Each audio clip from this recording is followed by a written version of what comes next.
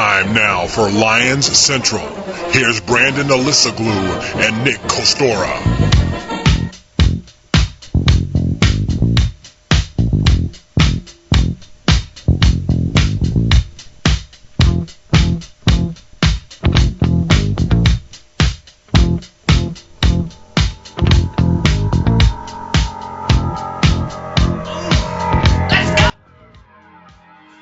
Welcome back into Lions Central Radio. I am Nick Kostora. I got Brandon Alisaglu alongside me. And for the first time in a little while, Brandon, we have some actual on-field Lions news to get to. How's that sound? Oh, it sounds wonderful. It's time to overreact to everything that's happened in 3 days like it has some real meaning on the entire season. I'm pumped. Oh, it absolutely will. Let's start with some massive news here. The Lions have signed both Andre Fluellen and Chaz Schillen. Let's go and say, will either guy have an impact this season at all? Well, Andre Fluellen is a nice piece. He knows the defense. He did pretty well when he was here in his reserve role, and that's all he's being signed on for. A positive move. He didn't do well, particularly with Chicago? Chicago, wasn't it? Okay. Or New Orleans. I can't remember which, but just ran right out of my brain. But we needed somebody else to come in as far as C.J. Mosley, behind him. I think it's good. As far as Chaz Schillen, I'm not a big fan of picking up Jet wide receivers. They don't work too well for the Jets. I don't know why it's going to work well for Detroit. Well, I'm actually more on board with the Schillens than I am Fluellen. I don't know. I didn't know what team you were looking for because I never hear anything about Andre Fluellen. Let's see. He had 6 tackles a year ago, so 4 more than Matthew Stafford had. I don't know. Okay, put him on the bench, and we won't hear from him all year. With Schillens, he'll compete for that number 4 spot, that coveted 4th spot in the wide receiver rotation, him and Mike Thomas and whoever else wants to go up for that one. I guess I'm not excited about either one of these signings, but at least Schillens will compete for a real role. I don't see Fluellen getting on the field at all, but either way, they're both on the team now, and the Lions lose a player. Well, they release Bill Nagy. Is this a big deal that we're losing Nagy? I don't think that they ever counted on him to do much. It was a no-risk investment. You bring him on, you stick him on the IR. If he ever gets healthy and gets on the field, well, maybe you have something. Maybe you have a starting guard. It's not a big deal, at least not in my eyes, by you. Nope, we have the guard of the future now in Warford. Nagy was just a depth piece that we didn't need. We never really heard anything from him anyway. Let's look at a more important piece here, and that's obviously Louis Delmas. Some big news already out of camp with him. We've actually seen him on the field. The coaches do have him on what they're calling a strict limited practice plan, so on, off the field, he fluctuates between the two, but he says that the knee feels great. He's been wearing a brace so far when we've seen him on the field. Are we encouraged by what we're seeing by Delmas so far in training camp? Well, we're talking about Louis Delmas being on the field, right? So we have to be encouraged, don't we?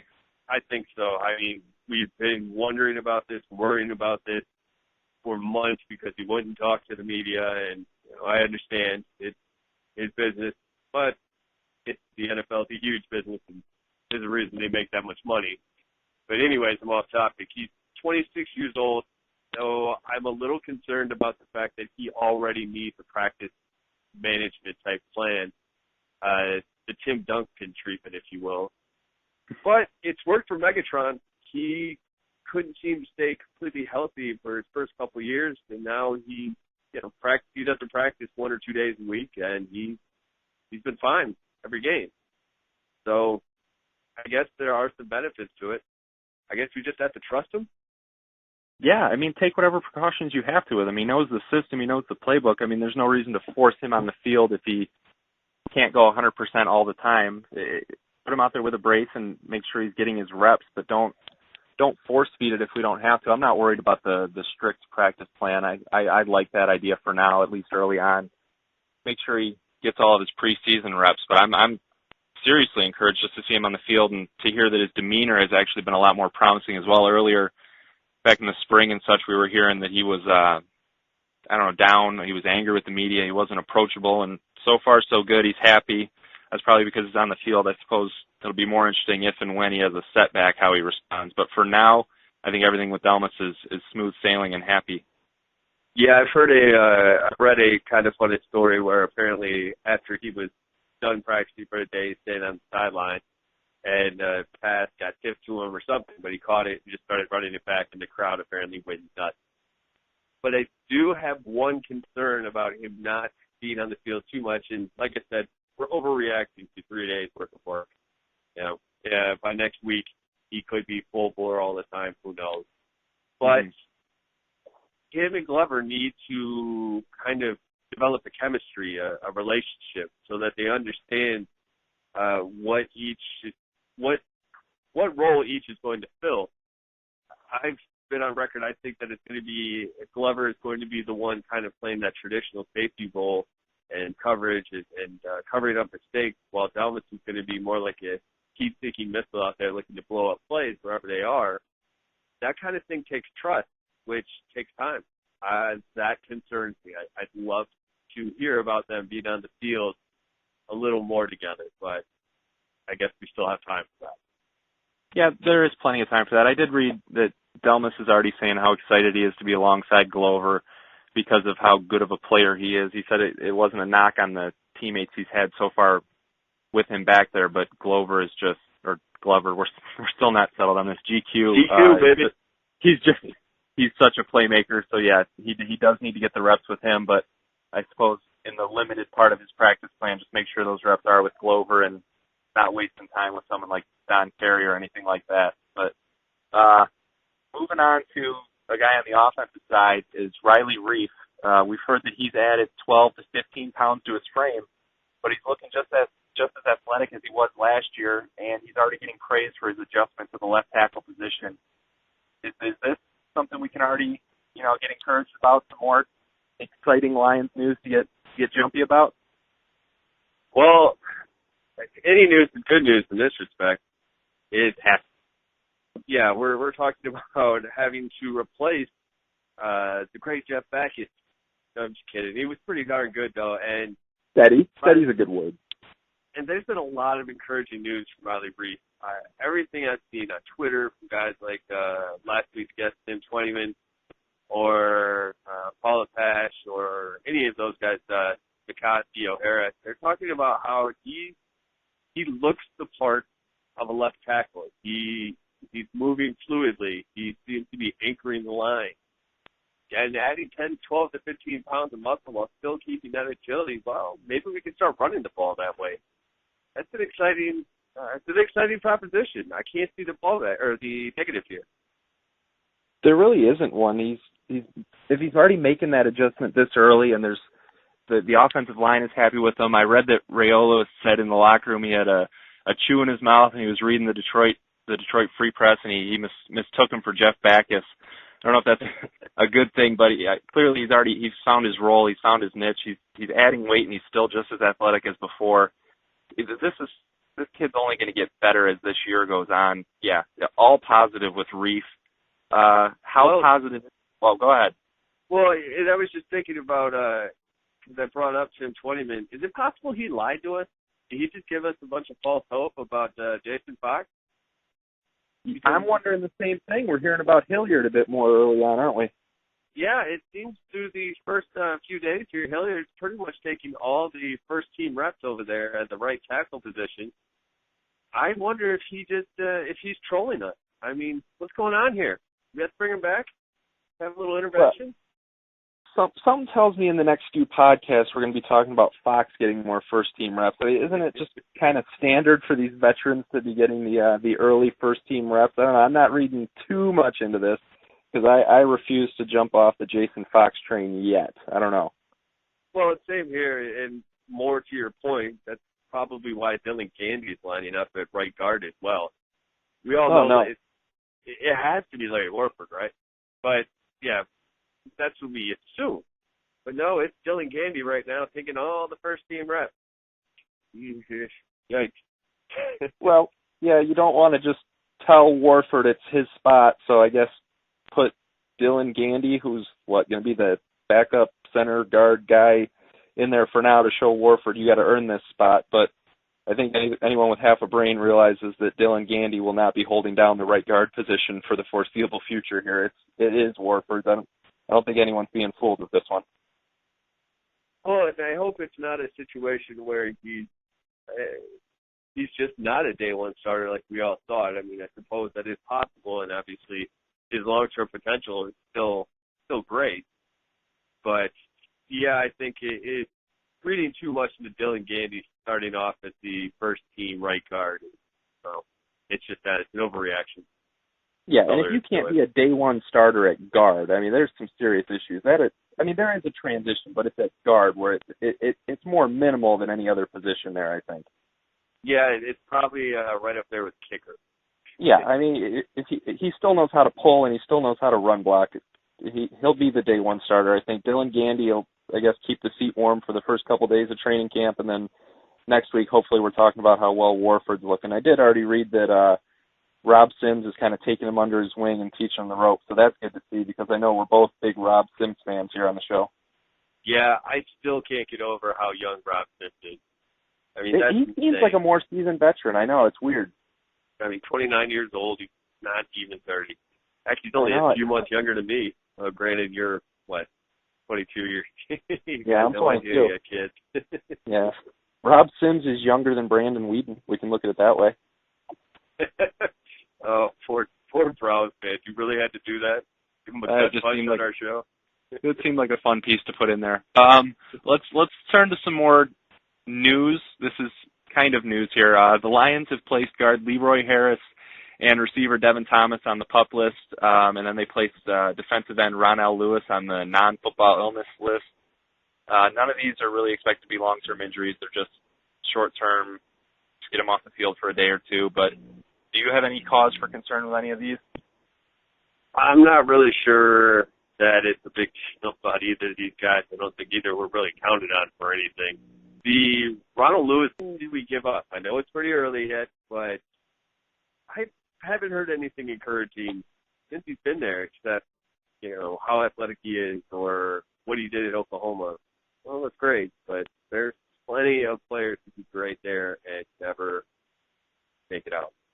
Or never, make it in the NFL.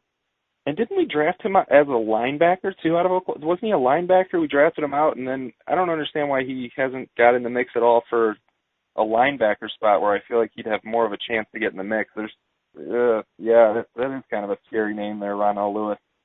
Yeah, I don't understand that one either. That's not – it would have been one thing if they didn't sign Israel Idonije and Dave Jones, and they were really trying to throw anything at the at the walls if they can, hope something stuck. But, yeah, this is the guy who excelled as a linebacker in college. Now they're moving him down there. I mean, when they have an absolute need at linebacker, that's not a good sign at all. That's very discouraging. No, and one more note on Harris. I guess just because we did get rid of Nagy, so there is more – you have to watch the depth chart more at guard. He is coming off an ACL injury last year, so I guess he is someone to somewhat watch because I think we need depth at the guard position. So if there is something to watch there, it's with him. I don't know. Just throwing that out there. But well, true. Go ahead. Oh, no. I was just thinking that I've heard you've got some inside information on another way to stay healthy. What a segue into, yes, onit.com. We've mentioned on the show before. We'll mention it again. onit.com/footballradio. Everyone go there. Mention the show. That's /footballradio. You're going to get 10% off vitamins and supplements from the site. This is legit, folks. onit.com/footballradio. You're going to get 10% off of your vitamins and supplements. Yeah, that's right. I can't get the segues over here. But I'll do it for you, and let's take a look at more of an opinion piece we're going to look into here, and that was somewhat of a surprise visit from the owner of the Detroit Lions, the reclusive Mr. Ford. Actually showed up at practice. He was on the golf cart. There's pictures of him all over, and he was actually on the field a little bit. We normally just hear about him watching from above in the shadows, but no, he was out in person. 88-year-old Mr. Ford was on the field. In the free press, Drew Sharp kind of hinted that seeing Mr. Ford on the field could be taken as a sign of urgency, that he's finally saying it's time to get things done. I'm not sure if I'm reading that much into this, but Brandon, let's hear your take on this. Well, my thoughts are that the guy, he's 88, so he's been in his 80s for a while, and he didn't come to practice after 0-16 season. I don't think you get any more sense of urgency than that. I don't think that this is a big deal. I think it has more to do with the fact that he is 88, and maybe it's a stopping and smelling the roses type thing. He was like, oh, well, it is a big deal to own an NFL franchise. Only 31 other guys do that, and so he can get it on a golf cart and go where other people can't. You got to take advantage of that. At least I think so. Yeah, with most other teams, this wouldn't even be a story to hear that the owner was at practice and on the field actually watching his team. But I guess here we have to actually analyze this because we never hear from Mr. Ford. Let's look at it as encouraging, I guess, to have him taking a real interest here and being on the field. I don't want to speculate too much, but yeah, he's 88 years old and he cares about this team enough to be on the field in his golf cart watching. So that's good to hear. I don't know if I'd read into it as well as much as Mr. Sharp did here in his column, saying that it's a sign of urgency. I think everyone already knows the urgency here. I think where there's more urgency for this team outside of that is with head coach Jim Schwartz, and it's something we've hinted at in the past on this show, but now the coach was directly asked about it was, is he on the hot seat? And he kind of worked his way around the question in the press conference, and what he did was he called last year humbling. Brandon, for you, let's take it this way. Was that a good enough response for you? Are we seeing, I'd say, the type of fire that we need to see out of Schwartz at this point? Well, I don't know that we've ever lacked fire from Schwartz. He definitely lets his emotions fly and wears his heart on his sleeve. I do at least. He's another guy who's like the Bill Belichick. He's going to hold everything close to his chest as far as actual information. He'll let you know how he feels, but he's not going to tell you what he thinks, which is just fine with me. But I at least like the fact that he said it was humbling. Maybe that at least somewhat alludes to the infamous touchdown that he gave up by throwing the challenge flag. Gosh, that's still can't believe that he didn't have that information. Or he didn't think of it. He just didn't think of it. And, that's why you give the little red flag to some lucky 10-year-old kid every game, and he gets to run around with it. Although, I guess I don't know how lucky you are if Jim Schwartz starts freaking out, running after a 10-year-old kid to try to grab a flag. Maybe that's a bad idea. I guess maybe get a grown man. I'm not sure which. I appreciate that he's at least acknowledging the situation, but like I've said before, I don't think Schwartz is going to get fired this year unless it's another complete disaster. I think that the team's trending upwards and they're in a tough division. I think it was okay. I think it was an all right response. He gave people what they want to hear, but like I said, I don't buy into it all yet. Well, he did give me what I wanted to hear, and I don't want to read into this too much, I guess, but I wanted to hear him say that last year just wasn't good enough. Don't say it was humbling. Say it wasn't good enough, that you didn't do good enough, that the team didn't do good enough. We see the fire all the time with Schwartz, but I wanted to see it here with how he wanted more out of last season and how this year will be different. I don't know. I kind of got a ho-hum vibe from him that I really wasn't into out of that press conference. Well, these guys don't get there by being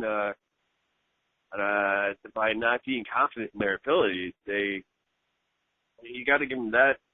He's not going to say too much. I thought the fact that they at least said that he was humble was a big acknowledgement of the problem. And hey, you can't fix a problem if you don't know it's there.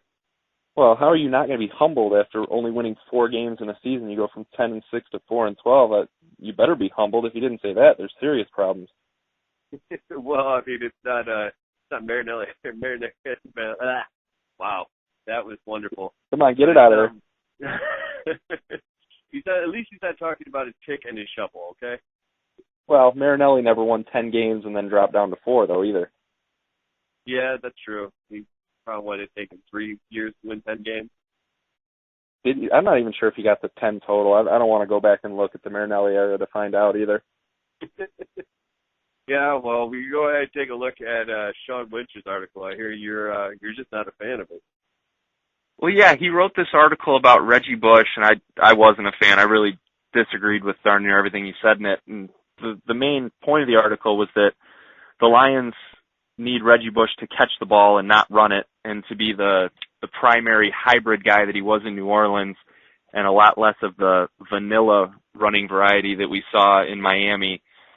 He said that the Bush basically signed here to get away from the TMZ spotlight and all of the Kim Kardashian drama that was like forever ago at this point. That wasn't even a problem in Miami. So I don't know. I got a lot of fluff out of this, and I really disagree with the fact that we want Bush to be the New Orleans Bush. I want a solid mixture of New Orleans and Miami. I want the best of both worlds. I don't want just what we saw in New Orleans. I don't know. Were you as upset with this as I was? Absolutely not. I think that he makes a great point. Oh, God. So here we go. We're going to get into this. Oh, by the way, I haven't said anything. Ezekiel Ansah. Let's get that out there. All right, go. Continue.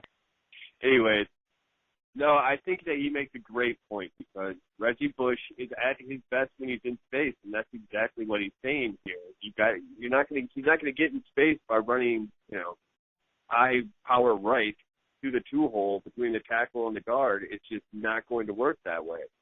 He needs to catch tosses like Darian Sproles does, and you have the opportunity to cut back or kind of try to beat somebody to the outside. That's or like you said, line them up in the slot, create some problems for the defense, give them some pre-snap anxiety so they're not sure or confident what they're doing, and that's obviously when you can destroy a defense. I like that thought. I like still he's going to have some carries. It's not like he's saying, oh, he's only going to have 3 carries a game or something. I'd rather that Joyce Bell and LaShore handled the brunt of the rushing because it works for New Orleans. Look at what they do. They don't have Darren Sproles running up the middle very often. Just enough to make you think about it. And last I checked, they score 28 points a game? Pretty solid. I think they were 3rd in scoring last year. Yeah, most of those points came through the air, though, too. Well, yeah, but it sets it up that way. Darren Sproles does a lot of that damage through the air. Yeah, granted, he's not as quick, but Reggie Bush ran for 2,000 yards over the last 2 seasons in Miami. You said we don't want him to have to run the ball, but I think we want him to. We had LaShore take the bulk of the carries between tackles last season, and we saw him rush for 3.2 yards a carry. Bush proved in Miami that he can do both. New Orleans never really gave him a chance to go between the tackles. He goes to Miami and he does it, and he stays healthy doing it. We need Reggie Bush to be healthy, and he proved that he can go between the tackles and still catch passes. So I'm really against just going back to what he was in New Orleans, because I think in Miami he proved that he can be more than that. And I think until either LaShore or if Bell proves himself to be the every down back between the tackles, let's let Bush do that, because he's proven that he can. Go ahead. I don't really believe that he has proven it. He's proven it enough to where we can say, hey, the guy can handle the main back responsibilities. And in 2011, he averaged 5 yards a carry, and he had just over 1,000 yards. But that's still not a huge load. If you're averaging 5 yards a carry and you don't even reach 1,100 yards, obviously they weren't giving him the ball that much. And last year they gave the ball to him more, and he had 100 less yards exactly. He averaged 4.3 yards per game. That's not what we want from him. We want his explosiveness. We want him to be that Javed Best. And Javed Best wasn't supposed to be the main rock carrier, I don't think, in the original design of this offense. No. That's why they grabbed LaShore. It wasn't because of Javed Best's injuries. It was because this is how we're going to do it. We're going to have Javed Best play the lightning to his thunder roll, like who was Lindell White's running mate? Did you just say Lindell White's running mate? Well, it was obviously Bush, but I was trying to think if for some reason, didn't he do well with the Titans and another running back as well? You talking about Chris Johnson? Was it those two that were doing it together? I don't remember Lindell White ever doing much of anything. I think he did well in the pros for a little bit, but anyway, neither here nor there. I only knew that he was Chauncey Billups' cousin. That's the only thing I knew about Lindell White in the pros. Fair enough. I know that one offseason he gave up tequila and apparently lost 30 pounds or something. Yeah, he put it back on him quick, too. Yeah, I'm sure he's somewhere eating right now. Anyways, he had 10 more carries or 11 more carries last year and had 100 less yards. I don't think this is what Reggie Bush was designed for.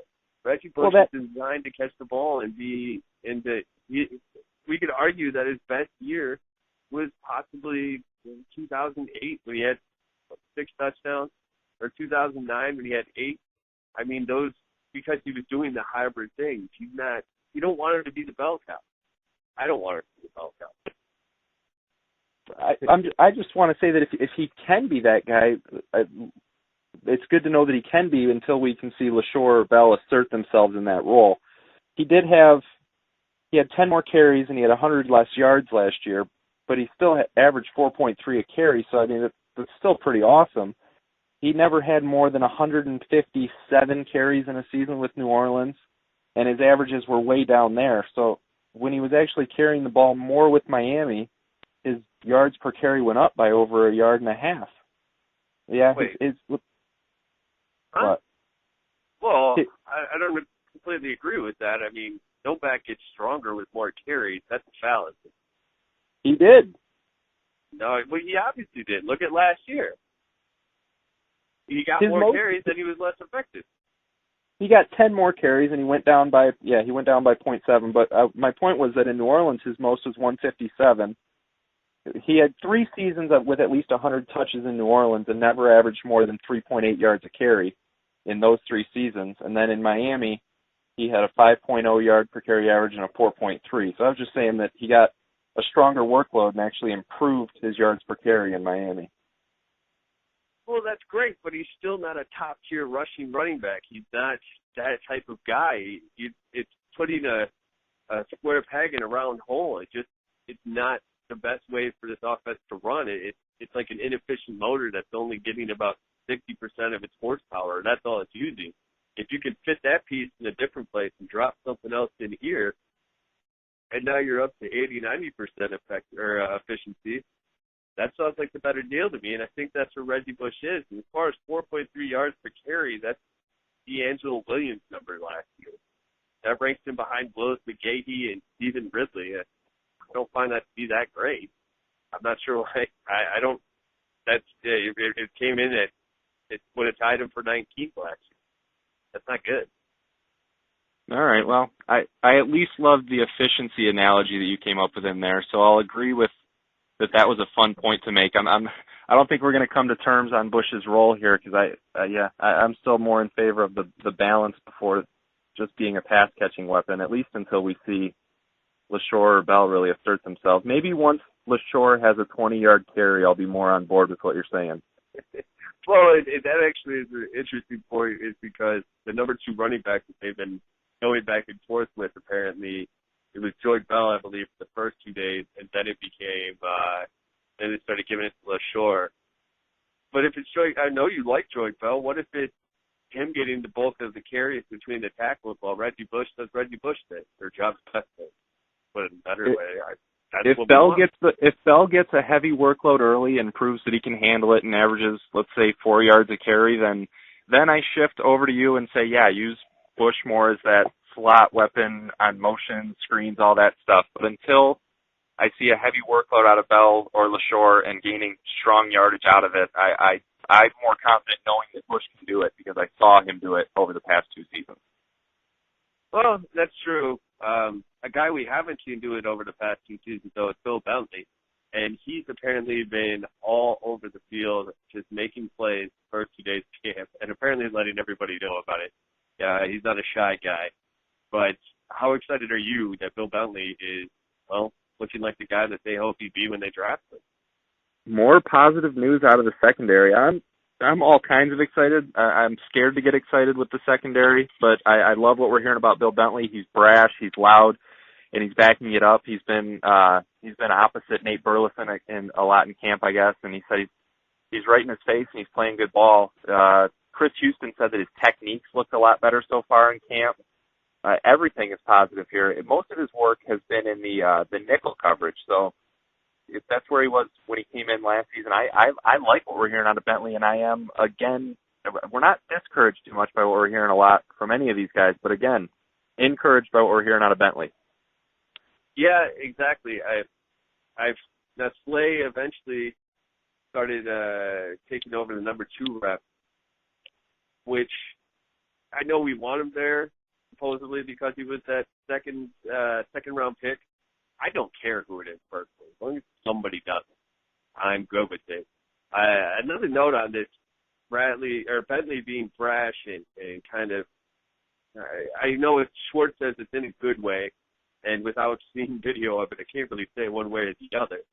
But it brings up an interesting topic with this team when they brought in Kyle Vandenbosch.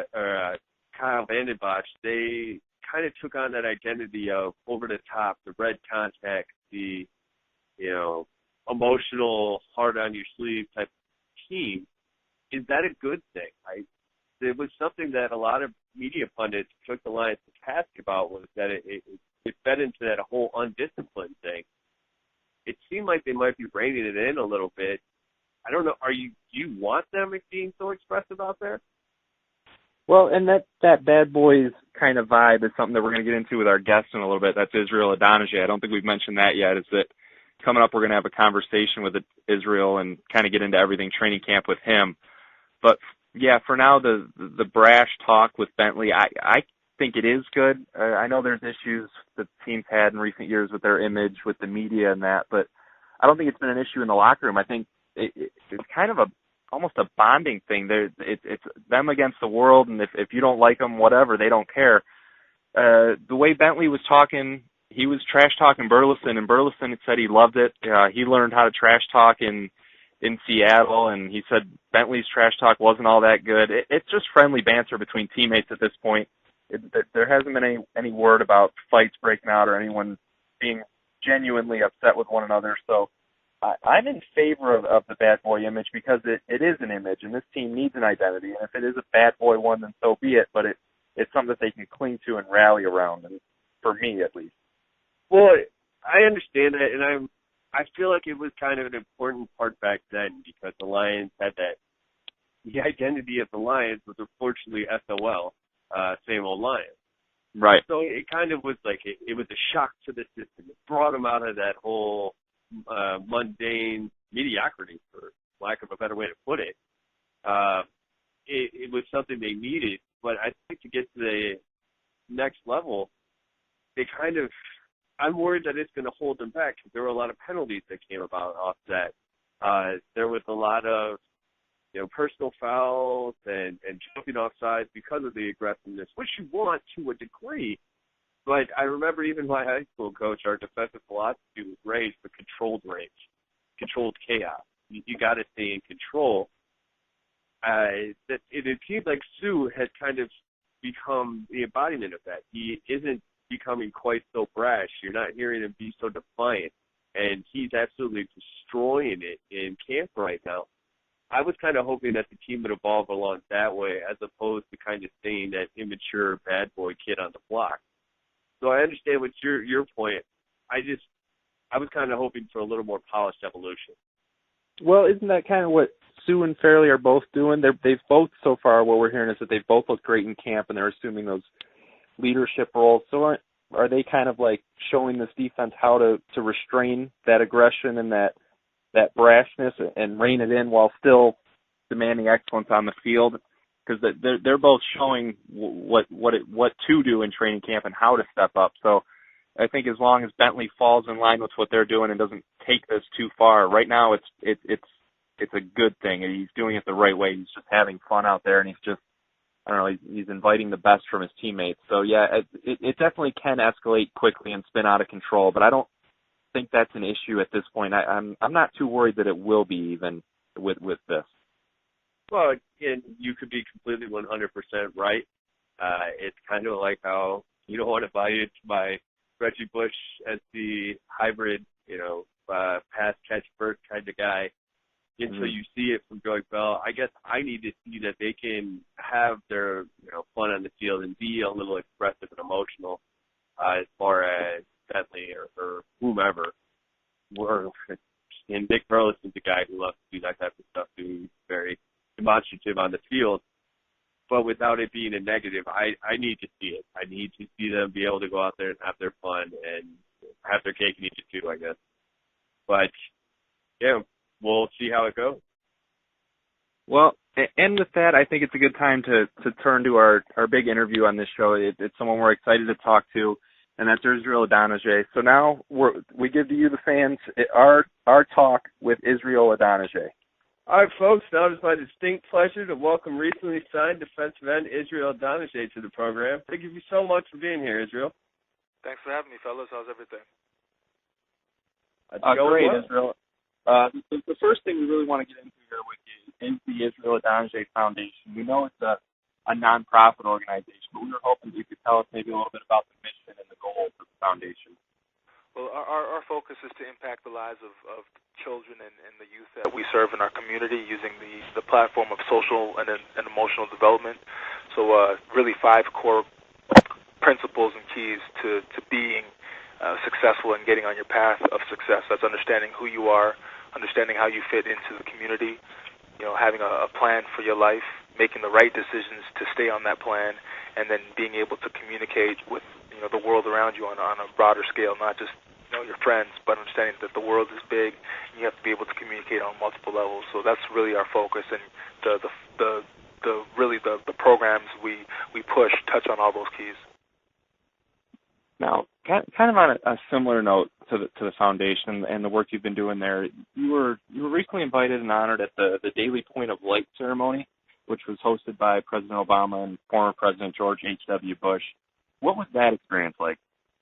It was incredible. I think for me the highlight and the most exciting part of the day was really just the opportunity to be around and spend that full day with a bunch of other individuals who are committed to service, who are committed to community, hearing their stories and kind of just the spark, those spark moments that you have in your life where you say, you know what, I'm going to stand up, I'm going to do something, I'm going to be a leader in this situation. So just to hear so many stories from all the other points of light was very inspirational, and it was just one of those days where you walked away feeling inspired and ready just to continue to do what you could, to make your world better. So for me, that was the highlight. Always, an opportunity to listen to the president and to meet leaders of our community is always very exciting as well.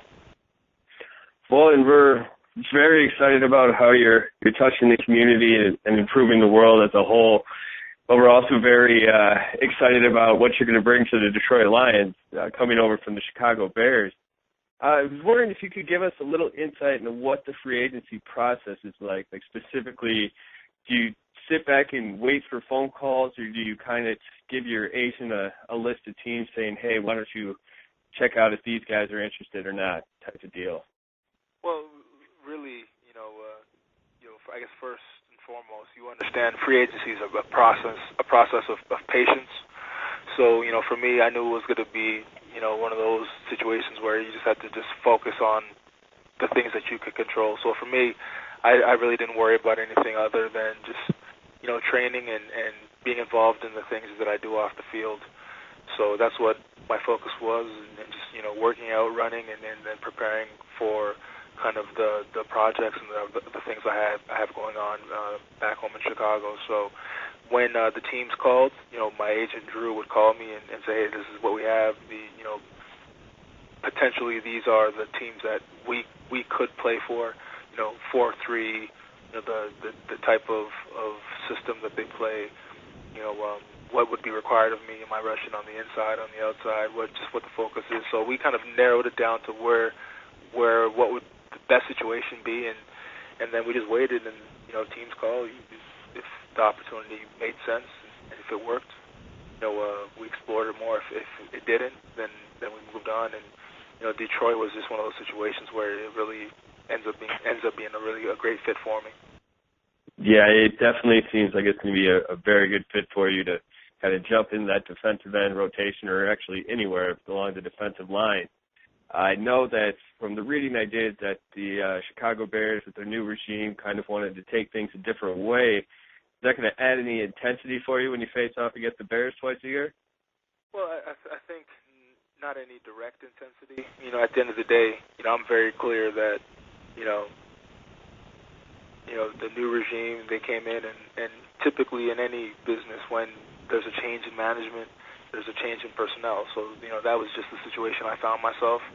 So, my focus is not so much on the Bears, but just every snap that I get this year to make a point, with the way that I play, with the plays that I make on the field, just to make a definitive point that I have a lot of great football left to play, and just send that message to everyone, and then also just to reaffirm, my new leadership and my new team that they definitely made the right decision. But without question, when we play Chicago, when we go home, when they come here, there's going to be, without question, those memories and all those years spent, in those colors with that team. Those will always, definitely draw emotion. Well, kind of looking at intensity from a different perspective, the outside perception of this team, meaning the Lions, is that the fans and the media have kind of painted the team as the new Detroit bad boys to an extent. Is that the type of thing that other locker rooms ever look at, or are opposing players kind of just rising above those perceptions? Well, I mean, as far as being bad boys and the perception, in the short time that I've been here, being on the inside, I don't see it. It's a locker room full of hardworking guys, coaches and leaders that are passionate about the game. I mean, they are passionate about this football game and winning football games. So, I mean, in anyone who's been in the NFL, especially on the player side or even as a coach, that what's out there in the media isn't always necessarily what the truth is or what's going on internally, and I think that might be one of those cases. I mean, as far as my relationship with the team and with the guys since I've been here, I mean, it's been nothing but positive, and guys are just committed to working hard and coming in and locking together as a team for one goal, and that's to win for this city of Detroit. So, as far as what the media says or any other team says, you've got to just throw that to the side. Really, it doesn't matter. What people are going to say is what they're going to say. At the end of the day, it comes down to doing your best and winning football games. Fair enough.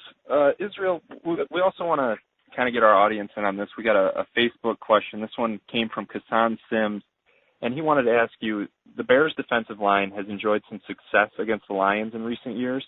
What insight, if any, are you able to bring to Detroit from that experience? Well, I think, at the end of the day, the guys that I was fortunate to play with in Chicago were a veteran group of guys, and just the culture that was in that locker room, the culture that was on that side of the defense. I think it all started with having guys that were really on the same page.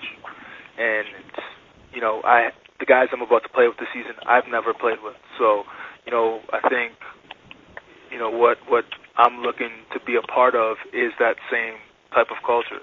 And whether it's been there in the past or not, I have no idea. But I think it just starts with us four guys up front that put our hands down. We've got to be on the same page. We've got to speak the same language, and we have to really be able to trust one another.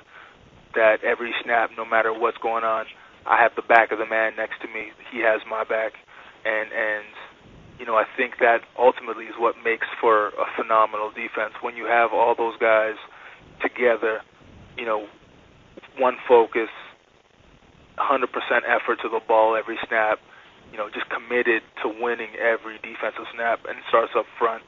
So I think, that is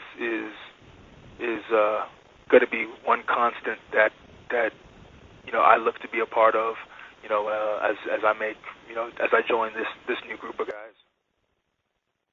Well, and that speaking of success and sustained success, the NFC North as a whole and you obviously know this well, having been in it for now the past decade, every team seems at least primed to make a run at the playoffs this season. But yet everybody always talks about the NFC West. Do players ever feel any sorts of pride maybe or want to question the media that, no, my division, the NFC North, is in fact the most difficult in the league? Well, I think at the end of the day, I mean, this division is definitely, without question, one of the tougher divisions. I mean, you look at the teams that we're going to face. I mean, there are no gimme games. And even the years past where we've played Detroit, I'm telling you, we've had some epic battles against the Lions up at Soldier Field and here. So, you know, the level of play in this division is outstanding, and I mean, anybody to say that this is a walkthrough division or isn't one of the top divisions, if not the top division, I mean, that's a mistake. For a veteran like yourself, not necessarily someone coming to a new team, but just in general, what would you say is the most important or maybe the most valuable part of training camp for you? Well, I think for me, you know, just overall, in the most important part of training camp is just really understanding what your role is. You know, and there's that the answer to that question varies on kind of where you are in, you know, the scheme of the situation of the team. You know, so I mean, right now for me, coming into this new situation, my focus is understanding the playbook and the schemes, the lingo, you know, how we communicate here, understanding all those things. So it's second nature. So for me right now, through this next, 2-3 weeks, I want to be able to know the system and my responsibilities like the back of my hand. And then after that, it's really about just getting the weapon ready for battle, getting your moves down, getting your technique down, getting just your mental focus ready for this fight that is 17 weeks of the NFL season. So I think those are really the top 2 points when you talk about focus through training camp. Well, and with all that preparation you're doing for the upcoming season and all your outstanding work off the football field, somehow you still had time to write a comic book called The Protectors. The show's Twitter page, for those interested, retweeted an image and an article of it earlier today. I was wondering maybe you could give us a little a primer about what to expect from it and when we can get our own copy. Yeah, the Protectors is it's a story that I created in 2007 during training camp, and basically as you kind of look at athletes, they are real life heroes. So my thought was that speed, the power, the ability that they have, whether it be on the court or on a field, all those gifts, what is the true source and the power of that? So the Protectors goes into the backstory, the origin story of athletes, why they were given these gifts, these powers, and one of the main characters comes to Earth and he spreads this gift across the 4 corners of the Earth to different human beings, and that gift is now latent. It's hidden in modern day humans who now it manifests itself as these great abilities, and it's his charge now to unlock that gift, to really unlock their true potential, so they can save the world and fight against the dissenters, who are this evil force that are looking to subjugate and control humanity in today's world.